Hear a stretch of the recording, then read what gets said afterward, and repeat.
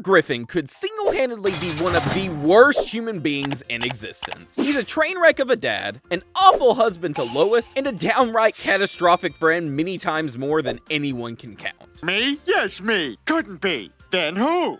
Yeah, I did it. Be it getting himself into bizarre schemes, causing chaos around Quahog, or putting his family in ridiculous danger, Peter somehow always manages to walk free. But no, not today, because I will be taking you through notable episodes where Peter definitely deserved a one-way ticket to jail. Buckle up, because things are about to get wild. Peter Griffin is a walking disaster, and nothing showcases his appetite for chaos quite as much as the episode E Peterbus Unum. What starts as a simple home improvement project spirals into international diplomacy, military conflict, and, of course, treason. So, how exactly did Peter go from being a typical clueless dad to a full-blown enemy of the United States? It all begins innocently enough. Peter finds out that his neighbors have received tax refunds and bought themselves whatever they like. They really bought themselves whatever they liked. Peter is jealous and also wants to get his tax refund and buy his family something special. But at the IRS, where he talks to this lovely lady, Peter finds out that he in fact isn't entitled to a refund. I mean,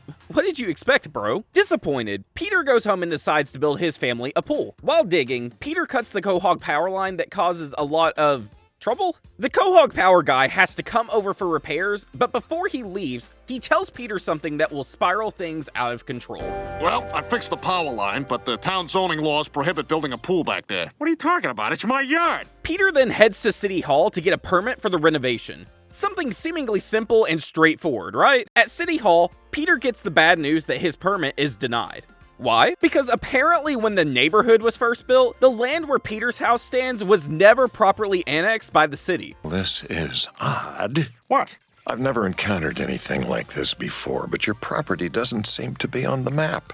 It's not part of Quahog. With the logic only Peter could use, he comes to the brilliant conclusion that if his backyard isn't officially part of the US, he can declare it an independent country. No, we're not part of the city. We're not even part of this country. And that makes us our own country. Thanks to a technicality, we have the right to secede from the US. And just like that, Pretoria is born. After attending a United Nations meeting and finding out his backyard nation can only be taken seriously if he invades another country. Look, the only way to get any respect around here is to find something you want and just take it. He marches into Joe's backyard and claims Joe's pool as part of Pretoria. Peter's fun doesn't last long, though.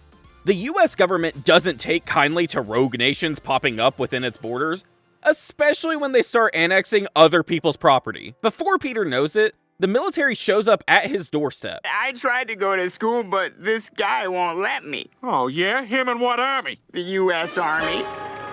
Tanks roll in, soldiers surround the Griffin household, and Pretoria finds itself at war with the United States. Eventually, after a tense and utterly ridiculous standoff, Peter realizes that running a country is way more trouble than it's worth. He surrenders Pretoria to the US, ending his brief and disastrous reign as a self-declared dictator. Honestly speaking though, if this happened in the real world, Peter would be facing misdemeanor charges for disorderly conduct and trespassing. More seriously, his treasonous insurrection could land him a life sentence with a possibility of parole after 20 years. Next on the list is the episode Famiglia Guy. This time, instead of his usual antics involving beer, his buddies, or trying to dodge Lois's wrath, he somehow ends up becoming, well, gay. The episode starts in typical Griffin fashion. Lois sends Peter to buy some groceries, but what does Peter come back with?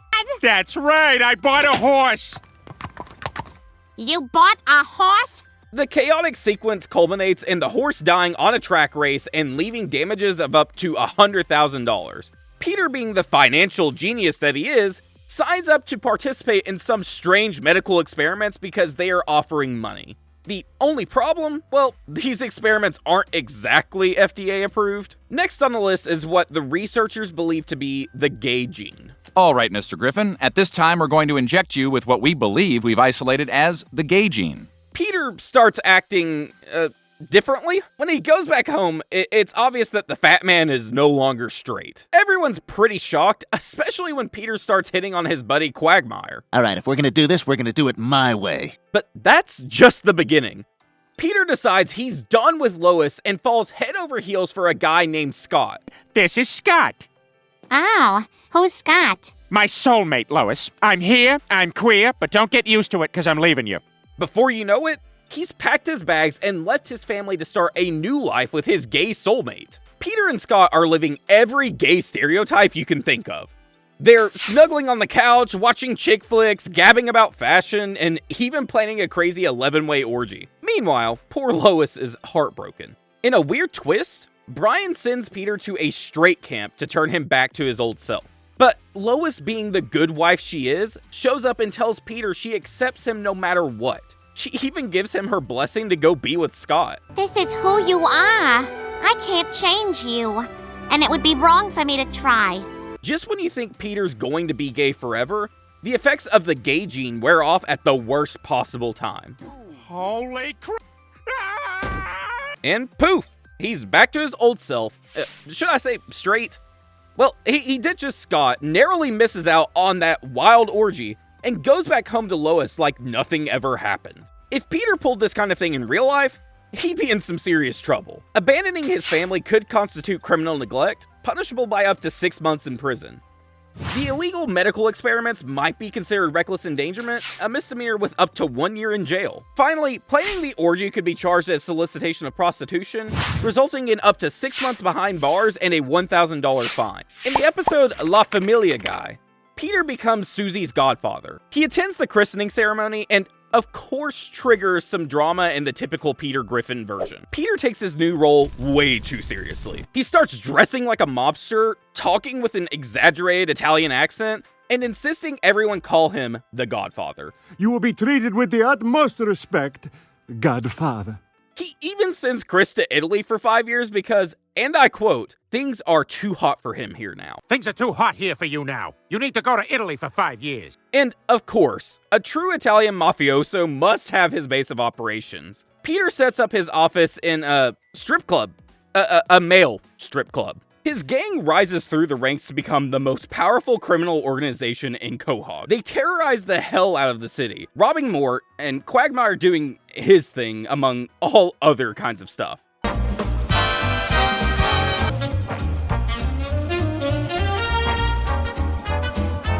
The gang truly lived like kings, and to this point, life is going great for Peter and his antics. Anyway, Cleveland wonders why Peter hasn't run into any rival families now that he has been in the mob for a while. Being the delusional person that he is, Peter says he is loved by rival gangs because they in fact have been sending him gifts. Yeah, they're nice guys. Yesterday, one of them even drove by my house to say I had a beautiful family and it would be a shame if anything happened to him. In a rude awakening, Peter realizes he has rattled the real mob and his life is in great danger. He starts living in fear and gets anxious, and he doesn't know when the mafia will attack. Joe, for once thinking like a cop in this episode, suggests a way out. The cops have been trying to bring down the Rhode Island mob for years. If you can schedule a meeting to discuss your differences and wear a wire, we'll arrest them after. Peter has to wear a wire and go have a conversation with the mob. After being introduced to the other Dons and having a laugh or two, so far everything seems to be going great, until Peter blows his cover in a way only he can. Hey, anybody want to do karaoke after this? Sure, I can use the mic taped to my chest. Peter, no! Thankfully for him, Joe and his team swoop in on time to save the day. Impersonating a mob boss and engaging in extortion and intimidation could lead to charges of racketeering, which carries a sentence of up to 20 years in prison and a fine of $25,000. His involvement in organized crime activities might also result in conspiracy charges, adding another 20 years to his sentence. At this point, you already know Peter is a terrible father, especially to Meg. In the episode Crimes in Meg's Demeanor, Peter is actually interested in Meg's life. Maybe he is trying to be a good father after all. You simply can't put the words Peter Griffin and good father in the same sentence, and you'll find out why shortly. Meg explains that she wasn't invited to the only party in town, but Peter, in his usual clueless optimism, manages to convince her that going to the party is a great idea even if she wasn't invited. At the party, things are awkward for Meg at first, as expected. In a desperate attempt to fit in, she starts drinking to impress the other kids. To her surprise, it actually works. For once, Meg isn't the butt of everyone's joke. She feels a newfound confidence that quickly becomes addictive. What starts as one night of drinking spirals into something more serious. Soon enough, Meg is regularly drinking, even around the house. Peter, of course, is completely oblivious to the fact that his daughter is now on a reckless path until Lois points it out. At the dinner table one evening, Meg cracks a surprisingly good joke, which earns Peter's approval and makes her feel more included. Well, a few of them started this a cappella group, and they're all kind of chubby. So I said, you guys should call yourselves the Trans Fats. Meg, you'll sit next to me this evening. But Lois notices something troubling. That Meg has been coming home late and acting strangely. Suspicious, she confronts Meg and discovers that she's been drinking regularly since the party. I can smell your breath. You've been drinking, haven't you? No! Jeez, Mom, get off my back. What should we do? Lois, she's just being a teenager. We don't know if she's, for sure, definitely been drinking. I found this in her room.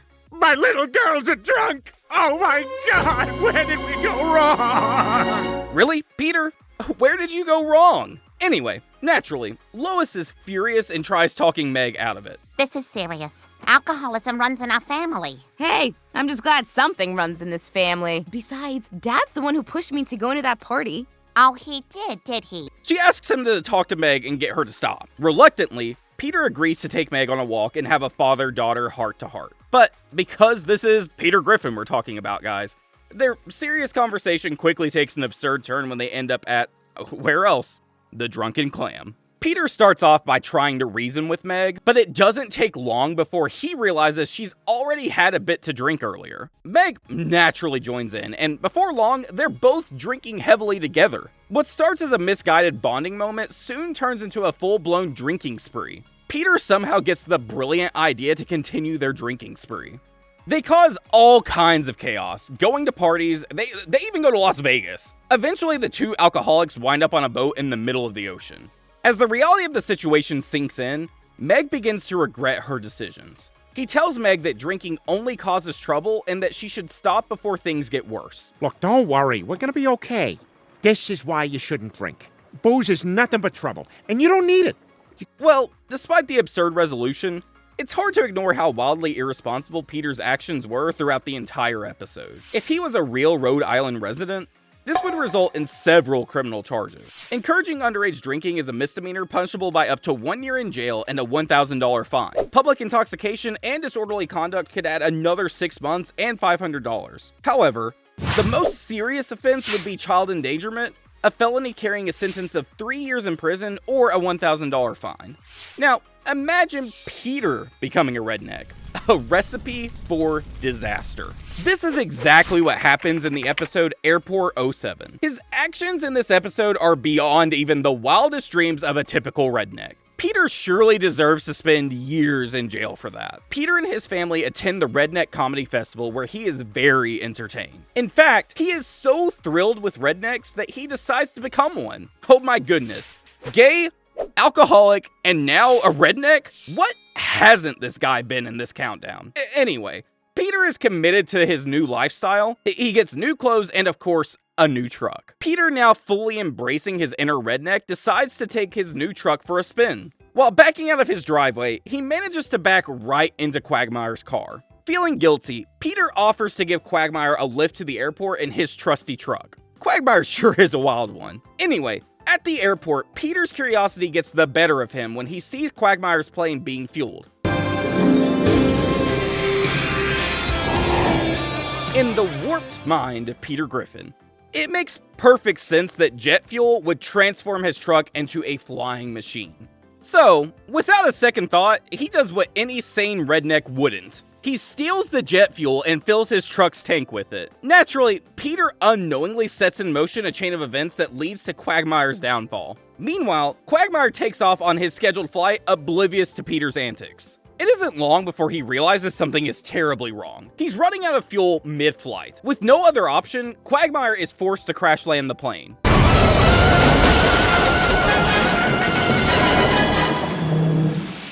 Miraculously, he manages to do so without injuring anyone. Boy, Quagmire, I'm really sorry they fired you. I feel like this is partially my fault. He's immediately fired for negligence and left broke and jobless. 3 weeks later, the man who once proudly lived a carefree, giggity-filled life is now a wreck, thanks to Peter's ridiculous actions. Feeling somewhat guilty for ruining his friend's life, a rare moment of conscience for Peter. He invites Quagmire to stay at his house until he gets back on his feet. Come on down, Quagmire. You're staying with us. However, things go south pretty quickly when Quagmire's, shall we say, colorful lifestyle clashes with Lois's patience. She soon reaches her limit and demands that Peter kick him out. Peter, you and I need to talk about Quagmire. He's been living with us for over a month, and I think it's enough now. Lois, I'm the whole reason he lost his job and his house. Peter reluctantly agrees to her demands after Quagmire uses Stewie's pacifier for God knows what. Hey, just an FYI, really no reason to go into any greater detail than this. Stewie should probably never use this pacifier again. Anyway, determined to help Quagmire land a new job, Peter, Joe, and Cleveland try everything from setting him up with interviews to suggesting career alternatives. Peter, in a common moment of questionable judgment, suggests they hatch a plan to get Quagmire his old job back. The gang goes along with this absurd scheme. Quagmire will pose as an airline passenger on the 6 o'clock flight to New York. Then Joe and I will sneak into the flight attendant's lounge while Cleveland distracts the security personnel. Once we're in the air, we drug the pilots, at which point Quagmire is forced to step in and land the plane safely, making him a hero. Their execution of the plan is unsurprisingly a disaster. They managed to sneak onto the plane and even drug the pilots, rendering them unconscious. Everything seems to be going according to plan, except for one tiny problem. Peter, I don't see Quagmire. Oh, that was great. Thanks. I know you have a choice in Airport X, and I appreciate your choosing Quagmire. With no actual pilot on board and the situation rapidly deteriorating, Quagmire eventually realizes what's happening and rushes to the control tower. Stand aside, sir. I'll take it from here. Peter, this is Quagmire. Now, I want you to listen very carefully and do exactly as I tell you. Somehow, he manages to talk the panicked crew through a safe landing from the ground and saves everyone on board. It's enough to make him a hero in the eyes of the public, and more importantly, it convinces the airline to give him his old job back. Stealing jet fuel would be considered theft, punishable by up to 1 year in jail and a $1,000 fine. However, his actions also endangered hundreds of passengers, which could lead to more serious charges like reckless endangerment, and that's up to 5 years in prison. Additionally, his involvement in drugging the pilots and attempting to hijack the plane would likely result in serious felony charges, carrying sentences of 50 years to life. There is no doubt that Meg has been victimized the most by Peter's disgraceful acts as a father, but that doesn't mean the rest of his kids are safe, as Chris Griffin finds out in the episode Bookie of the Year. It all starts when Chris loses his anger playing a carnival game at the Italian festival. Back home, Lois, for once being a good mother, tells Peter they need to deal with Chris's pent-up aggression before things get out of hand. I'm talking about Chris. I had no idea he had so much pent-up aggression. We have to deal with his anger issues before he hurts himself. Peter then takes out Chris and hopes to help him get that anger under control by throwing rotten apples at passing cars. They start throwing apples, and Chris strikes a car that just so happens to belong to a high school baseball team's coach. Tell me, son, how would you like to pitch for the high school team? Well, I don't know. I've never played baseball before. Ah, come on, Chris, you gotta do it. If you don't, you'll regret it. Chris eagerly accepts, much to Peter's surprise and relief. It seems Peter's questionable parenting tactics have actually paid off for once. At the game, Chris gets subbed in as a pitcher. Peter, watching proudly from the stands, here's a snide comment come from a fellow spectator who mocks Chris as a fat slob. Ah, come on! What the hell's Coach Doyle thinking, bringing in that fat slob? Peter quickly bets the man $100 that Chris will strike out the batter. You know what? I bet you $100 that fat slob strikes this kid out. Ha! You're on! Against all odds, Chris delivers and Peter walks away $100 richer. Back at the Drunken Clam, Peter cannot help but brag to his buddies about his lucky win. Drinks are on me. I just won $100 off Chris's baseball game. Quagmire, always on the lookout for an easy score, suggests they could make even more money by betting on Chris. Seizing the opportunity, the gang starts betting big on Chris's games and taking advantage of the fact that the other parents don't expect much from him. Thanks to Chris's unexpectedly solid performance, they rake in an impressive haul of cash. Things take a turn when Chris gets featured on the local news as the team's star player. Suddenly, everyone knows how good he is, and the other parents are no longer willing to bet against him. Devastated by the end of their lucrative betting spree, Peter and the guys scramble for a new plan. All we gotta do is take those bets and get Chris to take a dive. Hold on, Peter. You're gonna ask your own son to lose on purpose? Peter approaches Chris with the shady proposition. Thankfully, Lois steps in and acts like the voice of reason, and persuades Chris not to sabotage his game. With their scheme thwarted, Peter and his friends are back to square one. Peter unknowingly instills an idea into the guys' minds that maybe they can beat up Chris and make him unable to play. And they actually go through with it. Wait a minute, teenagers don't have wheelchairs? No! Poor Chris ends up battered and bruised with broken bones, all because his dad's friends saw him as a walking lottery ticket. When Peter finds out what happened, he is devastated. For once, he feels genuine regret over his terrible parenting choices. He apologizes to Chris after realizing that his relentless pursuit of quick money had turned him into a terrible role model. Legally, his indirect involvement in the assault on Chris could lead to charges of conspiracy to commit aggravated assault, a felony carrying a sentence of up to 10 years in prison. Additionally, his gambling activities might result in bookmaking charges, adding another year. While Peter escapes consequences in the show, his crimes would undoubtedly land him behind bars in the real world. In the episode Batman and Robin, in a role that was seemingly perfect for him, Peter manages to fail on every imaginable level. The episode starts at Moses Buford's retirement party, the Pawtucket Brewery's longtime night watchman who held the position for 40 years. Preston, Peter's boss, announces that they are looking for a new watchman to take over from Moses. We'll need to begin our search for a new night watchman. Interesting, but I don't know. Hey, what was in Dave's desk anyway? I'll do it. Now, I really want to know what was in Dave's desk. Anyway, Peter gets the job. Moses takes him around the brewery for some sort of orientation to get him ready. One night while working, relaxingly watching TV in the comfort of his office, Peter gets an unexpected visitor. Turns out, the intruder was Principal Shepard with a bunch of other principals. They were out having a good time and ran out of alcohol, and they now want Peter to let them have some. Peter checks the rules, and it is clearly prohibited. Oh, let me check the rules. Oh.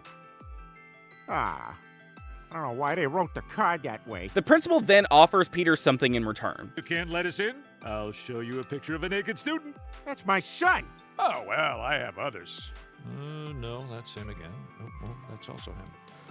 Okay, these are all crisp. Let me give you a second to think about how diabolical that is.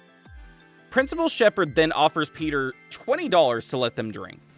With dollar signs practically flashing in his eyes, Peter agrees without hesitation. And with that, the brewery's makeshift nightclub is open for business. Peter soon ropes in his buddies to help him run this booming side hustle. Things go surprisingly well, with the guys making some decent money. Cleveland bursts in breathless and frantic. That's right, the entire supply of the Pawtucket Brewery is gone. Moses emerges from the shadows while the guys are panicked. He implies a solution: rob a beer truck. My plan was to replace it by robbing a beer truck. Sure, because when you've already broken half a dozen laws, what's one more felony? Somehow, Peter and his crew actually agree to this plan, and they set off on their ill-fated heist. The heist, though well-planned and seemingly promising, ends up in catastrophic failure thanks to Peter's idiocy.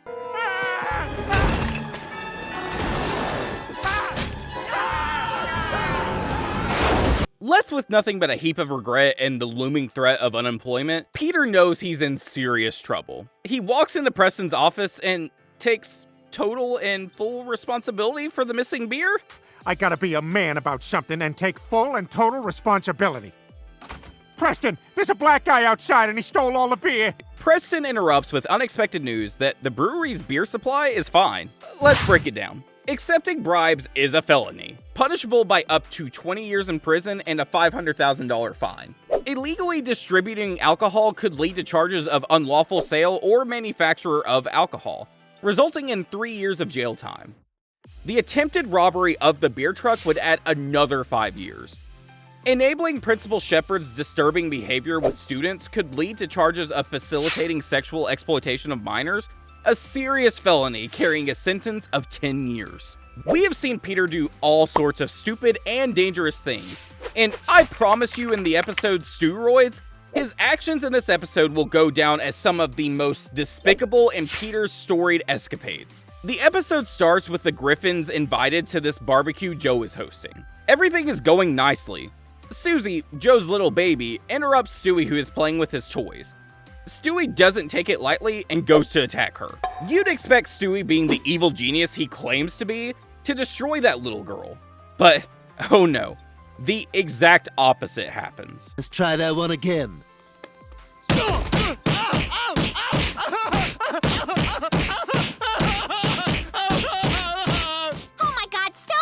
Susie beats up Stewie in the most diabolical way. It is an embarrassing humiliation for Peter, who has been watching this happen. Back at home, Peter cannot let it go and feels humiliated.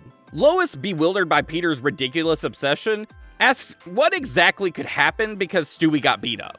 Peter answers in one of my favorite lines in the episode. Peter, what exactly are you worried is gonna happen because of this? World War V. Peter, we've been over this. There has to be a World War III and IV first. Oh no, that's the beauty of World War V, Lois. It's so intense, it skips over the other two. Peter, it doesn't work. I have spoken! When the father-son bonding session over alcohol yields 0 results, Peter switches gears. He takes Stewie to the gym as he is determined to bulk him up. Watching Stewie struggle with even the lightest weights is hilarious. But things take a turn for the worse when some shady guy at the gym offers Peter a quick fix. Sort of. By the time they leave the gym, Stewie looks like a pint-sized action hero. Back at home, Lois is horrified when she notices Stewie's new physique. She demands an explanation, and in typical Peter fashion, he openly admits to giving their child steroids. Lois responds the only way anyone could. Well, I took him to the gym, and the colorful gent there advised me that I put him on steroids. And you listened to him? Yeah, I believe everything everyone tells me anywhere. Well done, Lois. Meanwhile, Connie Tamiko is dating Chris Griffin. Why, you ask? Because she wanted to take on a personal challenge. When Connie comes over for dinner, things are very uncomfortable, as you'd expect. Chief among them is Peter, who can't stop hitting on Connie. Connie, you are really pretty. I mean, you have filled out something wacky. Oh, thanks, Mr. Griffin. I like what you're doing with your boobs. It's as gross as it sounds, and Peter is completely oblivious to how inappropriate his behavior is. Things go from bad to worse when Chris, riding high on his newfound popularity, throws a wild party at the house. Connie is there, still playing her part as Chris's girlfriend, and Peter once again can't keep his creepy behavior in check. I mean, how could he say this? Connie, Jesus Christ, I bet that thing's so tight you gotta call the city to get in there. This guy is sick in the head. As if that isn't enough, when Connie gets knocked over and faints, the fat man does this?